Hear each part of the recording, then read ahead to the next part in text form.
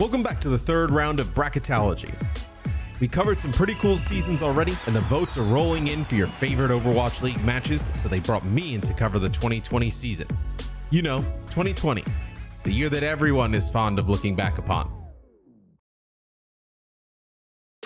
Okay, so 2020 had a lot more planned than was delivered, but luckily we were able to keep things exciting even while we were all at home, and nothing slowed down the action from our Overwatch League pros. From the matches that happened while we could still play together to the tournaments that took place far apart, let's take a look at some of the best that 2020 had to offer, and boy, do we have a barn burner to kick this off.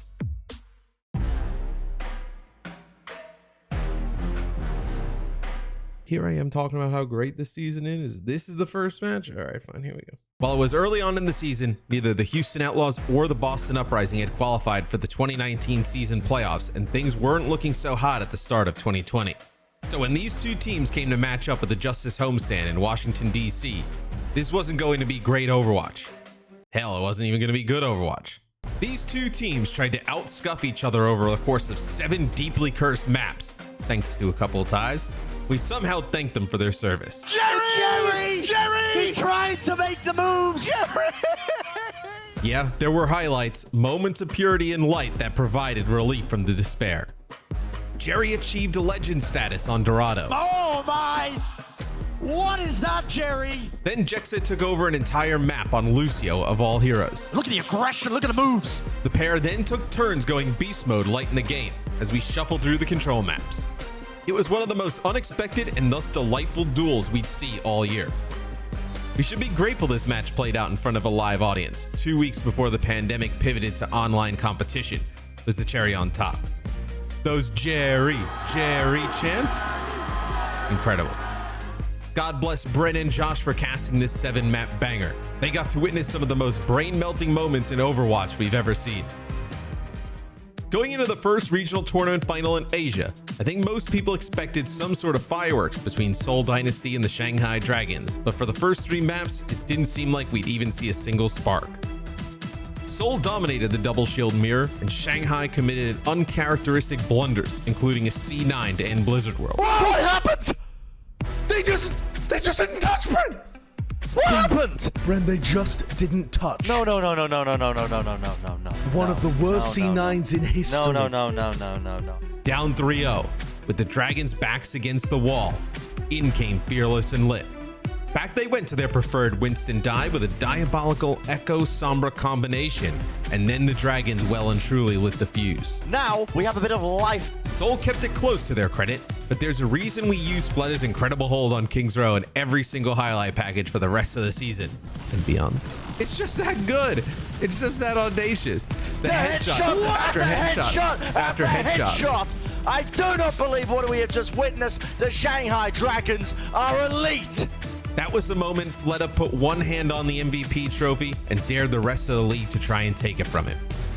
If that wasn't enough, Junkertown sealed the deal as the Dragons more than made up for their earlier shenanigans by executing one of those freakish overtime payload pushes to complete a historic 7-map reverse sweep. The Shanghai Dragons have done it. I cannot believe what we have witnessed. The reverse sweep.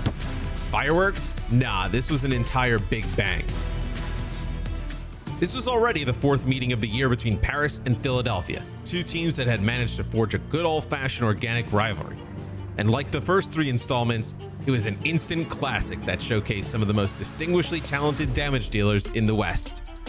Both teams went in with fantastic understanding of the meta, and the result hinged on significant strategic shifts over the course of 7 electrifying maps. While EQO's flanking Genji caused all sorts of problems for Paris throughout the match, it was the Eternals rookie Exy who took over the later maps with his hit scan play. Flashbang not going to be getting too much done as the Fortify was there, but this is his playground. The finale on Rialto was an absolute banger. EQO's unthinkable 7K sequence on Genji was a flash of light that kept Philadelphia's hopes alive. 1 kill, 2 kill. Are you kidding me? EQO now finds it with the 3rd. And now it is overtime. Exy moving over to the Tracer to try and deny, but EQO! What a player, what a star! But Exy brought the thunder with some back-breaking flanks of his own on both Widowmaker and Cassidy.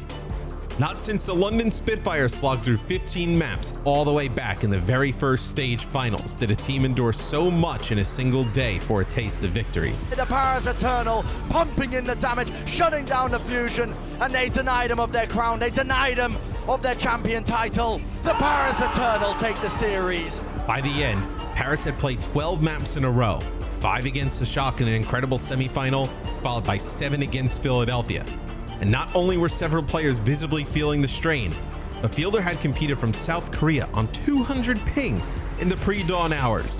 Truly one for the ages. This was a powder keg matchup, as the slightly more battle-tested Justice roster unleashed their freaky Roadhog Zarya comp on an unsuspecting Shock team that was still dipping their toes into the playoff meta.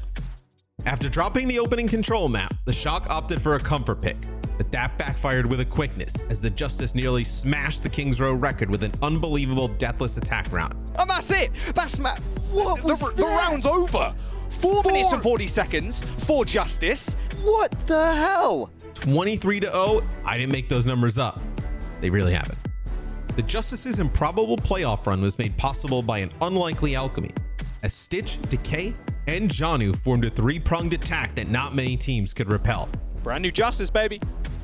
After getting reduced to rubble on the streets of Kings Row, the Shock finally activated that championship DNA, clawing out a clutch win on Watchpoint Gibraltar and then embarking on their first ever reverse sweep. That will be it. The secret weapon in Super comes out and saves the Shock from getting 3-2 by the Justice.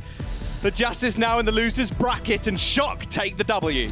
Much like their 2019 run, this Harrow brush with disaster set San Francisco on the path to greatness once again. What a match. 2020 was truly chock full of premium Overwatch. Head to the Overwatch League Twitter now to vote for your favorite match of the season, and stay subscribed to the Overwatch League YouTube page as we recap one more 2021. See you soon.